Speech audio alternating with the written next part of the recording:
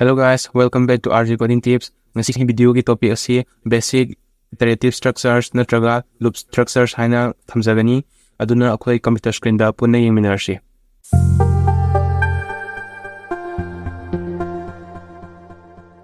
Today da koi ngasi gi tutorial ki file ama semjage Qt 7 haina ka thamjage sigi sta koi video ki topic izage basic loop structures or loop statements are lagani. Okay, so the basic loop structures natraga loop statements or sigi koina loop natraga iterative haraga su khangnei iterative ko iterative hai taragadi si ite oigadaw ko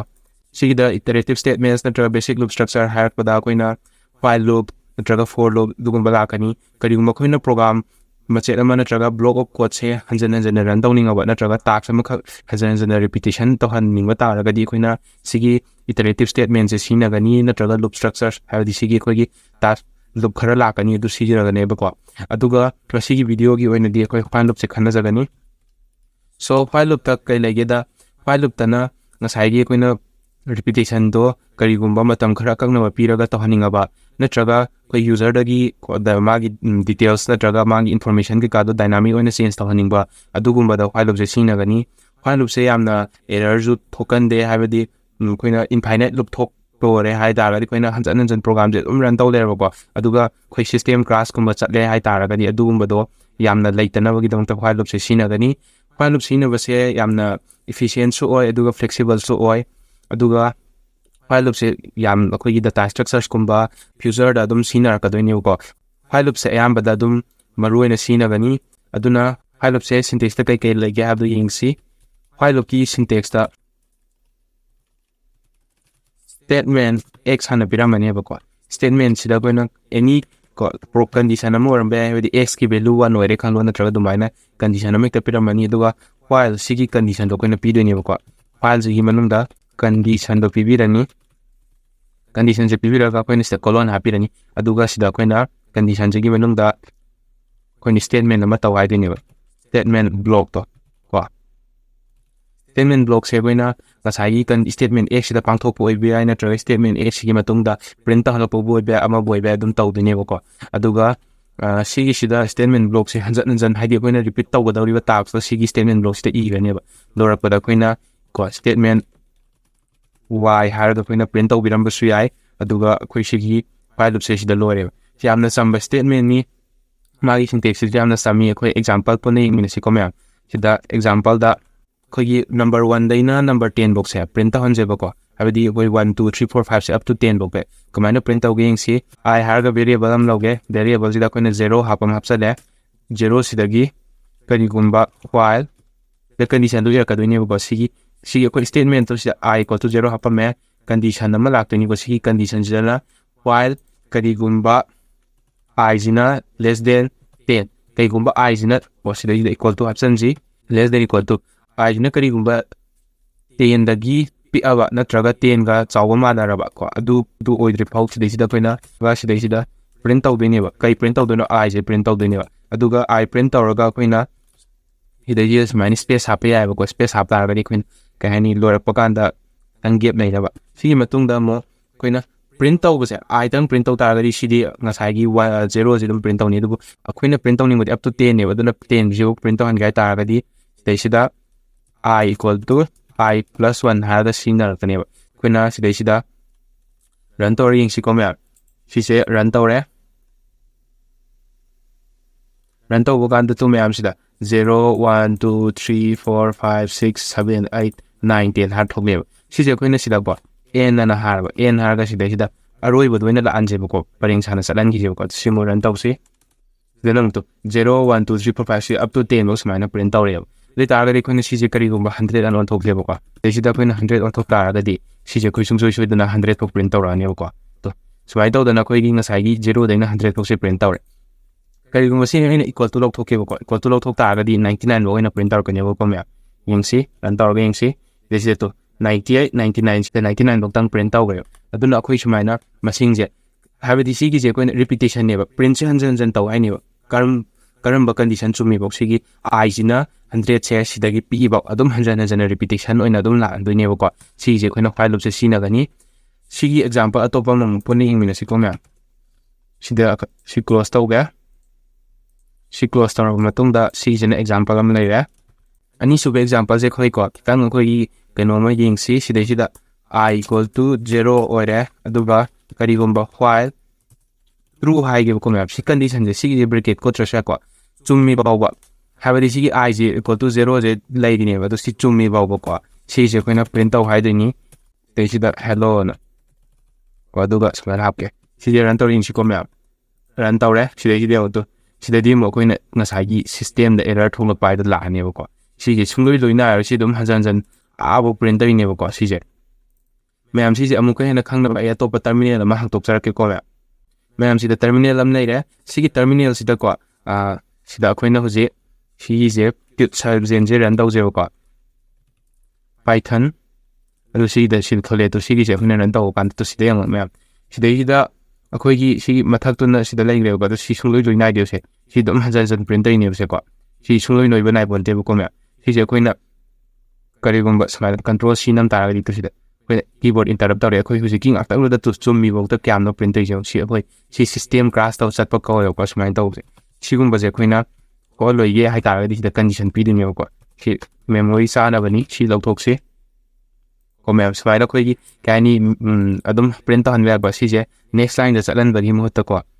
ga sai do mai na en har ga de si da adum la an je ko mem in si ko si mo ha pa ga print na mo da na mo taw se Then to me, flight over the Kogi, Nasagi, hello, Aragas, Vina, putting Sana Printer on a Cadino, but Sisi Hegi and the Quinaga, Copmo, Kogi Hector, Wadaga, Yaw, Kogi, TP, movie series, the Rider Tower, Kogi, Hecking on with the Mali, of course, my daughter, Sisi Kogi, as I give ram, not to memory to the Diam, Kogi consume Tower, but don't see Toxie. Dona, Sium was a Koyam Queen and Torata, which systems a grass at Pagiam, Sansam Wall, but Dona, Sium was a quick hope that Navana, Queen Sigi quiet. Sina with the sum Sina we get them your gonna track the Adam Tokadani. I don't know who's a kid on a quay, and after some quick trick on some yang, I do not see him a catar with a pile of the Mokedo being see. Example to open a pig. Example number 2 target. See is an example number 1 target. Kagumba